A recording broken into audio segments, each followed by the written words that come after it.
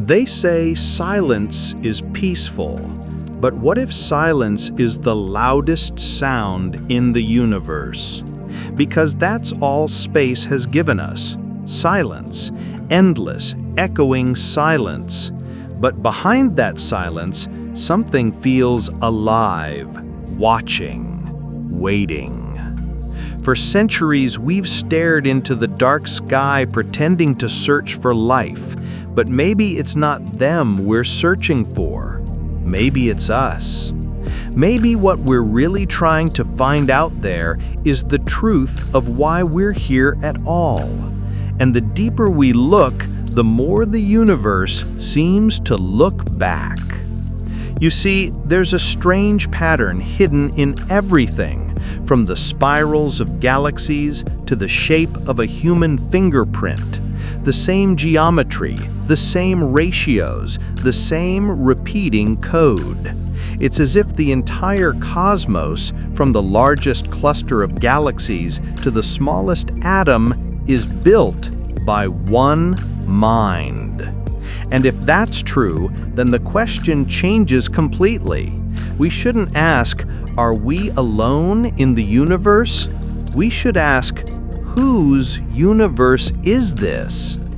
Most people think life is something that happens by chance. But what if life is the purpose of the universe itself? What if everything, every explosion, every dying star, every fragment of time has been preparing space for consciousness, for something like us to wake up and see it?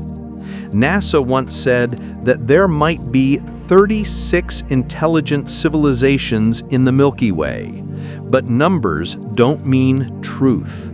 Because if there were that many civilizations, we should have heard at least one by now. A signal, a pattern, a single voice. But there's nothing, not one sound, unless we've already heard it and didn't recognize it. Every radio wave we receive, every unexplained pulse of light, what if some of them are not cosmic accidents, but instructions? Not communication in our language, but in the language of existence itself. Maybe the universe doesn't speak with words. Maybe it speaks with patterns. And maybe we've been too blind to understand them. Think about this. Our entire galaxy is 100,000 light-years wide. That means if someone sent us a message from across it, we wouldn't receive it for 100,000 years. What if the message was already sent? What if ancient civilizations existed long before us, and their voices are still traveling slowly across the dark, reaching us long after they vanished? That means right now, as you listen to this, signals from dead civilizations could be passing through your body, invisible, silent, and ignored.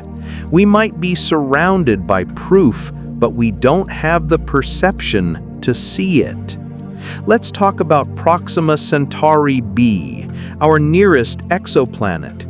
It's close enough that if someone there looked toward Earth, they'd see our planet not as it is now, but as it was 4 years ago. They'd see our past. That means every star in the sky isn't showing you what's happening now. It's showing you what used to happen. You're not looking at the universe, you're looking at memory. So, what if every light in the sky is not just a star, but a story? What if each one holds the evidence of consciousness that lived, evolved, and disappeared long before us? What if the reason we can't find life is because we're arriving too late to the party? But there's another possibility, a darker one. What if the silence isn't because there's no one out there, but because someone made sure we'd never hear them? You see, the more advanced a civilization becomes, the quieter it must grow. Because in this endless universe, noise is dangerous. Every signal is a flare in the dark, a sign that says, "We're here." And maybe someone's watching for that. What if the reason we can't find other civilizations is because they learned the truth before we did? That in this endless sea of stars, not everything out there is friendly. And that's why they stay silent, waiting, hiding, like prey that knows the predator is listening. There's a theory few scientists like to talk about, not because it lacks evidence, but because it changes everything. It says that intelligent life doesn't survive long enough to become visible. That every civilization reaches a moment, a point of awareness, when it begins to see beyond its own sky, and that's the moment it disappears. They call it the Great Filter, a silent barrier built into the fabric of existence. Every species that reaches for the stars eventually hits it. No one knows what it is: war, technology, nature, or something far beyond comprehension. But maybe that's why the universe feels empty, because the others didn't make it through. But what if we could? What if humanity is standing right now at the edge of that same invisible line? And what we do next will decide whether we vanish into the silence or become the first to speak beyond it. When scientists stare into the darkness between galaxies, they find something strange, a low hum of energy, constant and unexplainable. They call it the cosmic microwave background. To most, it's the afterglow of the Big Bang, but some believe it's more than that. That it's not a leftover sound, but an ongoing signal, a heartbeat. If that's true, it means the universe isn't a machine, it's alive, and maybe it's trying to communicate. Now imagine this: you're not a separate being drifting through space.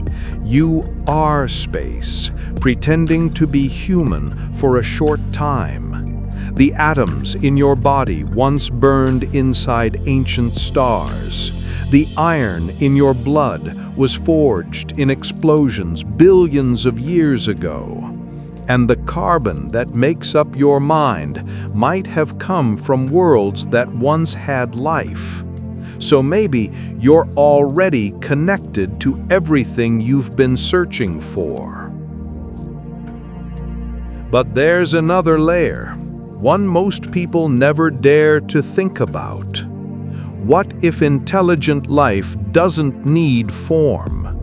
What if consciousness itself is the final stage of evolution, something that survives even when worlds die? Maybe civilizations don't vanish, they transform.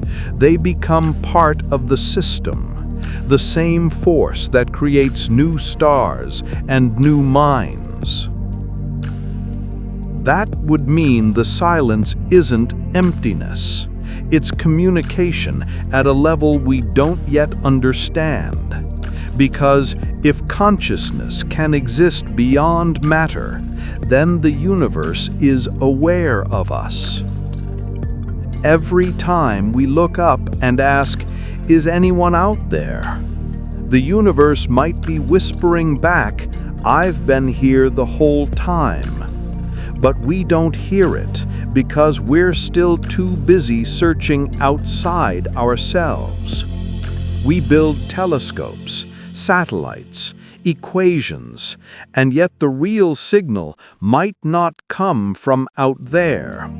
It might come from within. Think about it.